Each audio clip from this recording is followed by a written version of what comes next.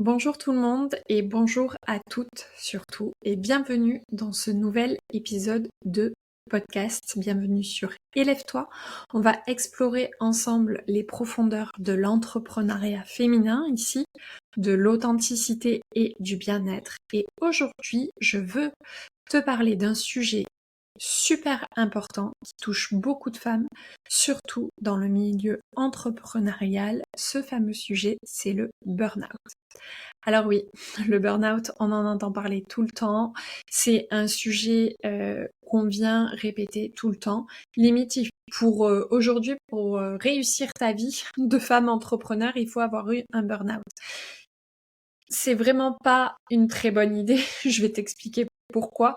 Mais en fait, l'idée, c'est vraiment de venir mettre le doigt sur pourquoi il y a de plus en plus de femmes touchées par ce burn-out et c'est l'objet aujourd'hui de ce podcast. Alors le burn-out, c'est pas juste de la fatigue. C'est le résultat d'un système qui depuis longtemps nous pousse, nous les femmes, à renier notre propre essence féminine, à avoir honte de ce que nous sommes naturellement, comme si notre cycle et notre nature étaient des faiblesses. Et c'est cette déconnexion avec notre nature féminine qui, à mon sens, nous a amenés à l'épuisement total. Alors, c'est dans ce sujet qu'on va plonger aujourd'hui. Mais tout d'abord, je veux faire un disclaimer avant toute chose. Parce que quand j'enregistre des podcasts, avec ma vision des choses, mon prisme à moi. Alors c'est pas parce que je le dis que ça va être la vérité absolue, mais c'est mon avis et c'est un sujet sur lequel c'est mon opinion et c'est un sujet sur lequel j'aimerais qu'on développe ensemble des discussions. Donc si tu passes par là et que tu entends ça et que ça titille ton oreille et que t'es pas d'accord avec moi, je serais super heureuse de venir échanger. Et si t'es d'accord aussi d'ailleurs. Alors, on va essayer de comprendre cette société patriarcale et ses attentes. Pour bien comprendre comment on arrivait là, il faut d'abord parler de la société patriarcale dans laquelle nous vivons actuellement. Historiquement, cette société a été bâtie sur des valeurs masculines qui ne sont pas totalement à rejeter, mais qui sont la performance constante, l'action continue, l'objectif d'être toujours dans le faire, faire, faire. On valorise l'effort, la résistance à la fatigue, le dépassement de soi sans relâche. Et ces qualités sont complètement importantes, mais elles sont associées à une énergie masculine linéaire. Mais nous, les femmes, ce modèle est complètement incompatible avec notre nature cyclique. Alors, ce qu'on nous demande, c'est d'adopter ce schéma linéaire, d'être productive tout le temps, sans écouter nos rythmes naturels, nos besoins de pause, de régénération. En fait, on nous a poussé comme ça, petit à petit, à croire que nos cycles sont un handicap, quelque chose dont il faut s'excuser, quelque chose à cacher. C'est pas beau les règles. Or, la féminité, c'est bien plus que ça. C'est un pouvoir immense qui est lié à notre cycle, à notre énergie fluctuante, à notre intuition. Pourtant, depuis des générations, on a appris à en avoir honte. Comme si être à l'écoute de ces phases était en fait un synonyme de faiblesse. Notre cycle, non, notre cycle mensuel nous connecte profondément à nos émotions. Pardon, à notre intuition et à notre créativité.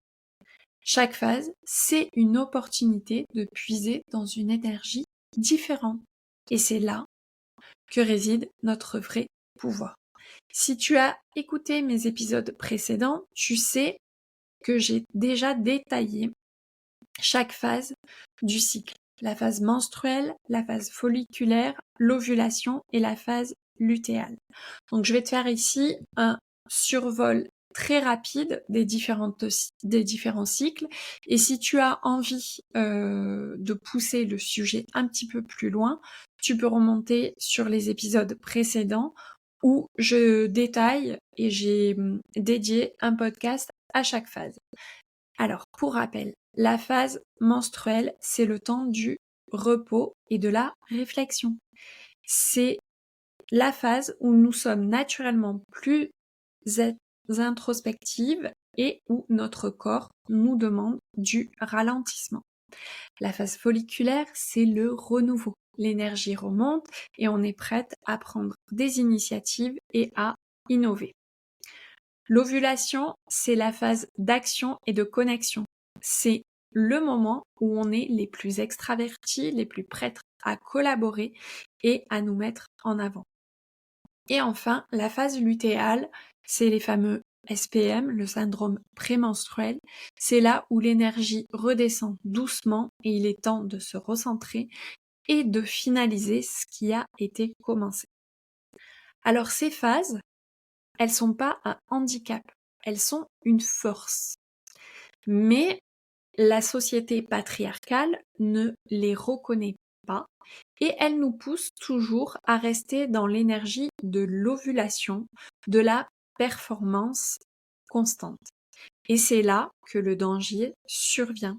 Et donc, qu'est-ce que ça provoque quand on ignore ce cycle naturel? Quand on force une femme à se comporter de manière linéaire, à ignorer ses rythmes, à toujours être dans le faire, on la déconnecte de sa vraie nature. On lui demande d'abandonner sa féminité, de la ranger au placard pour se conformer aux attentes d'une société qui ne valorise que l'énergie masculine. Franchement, ça crée une pression énorme.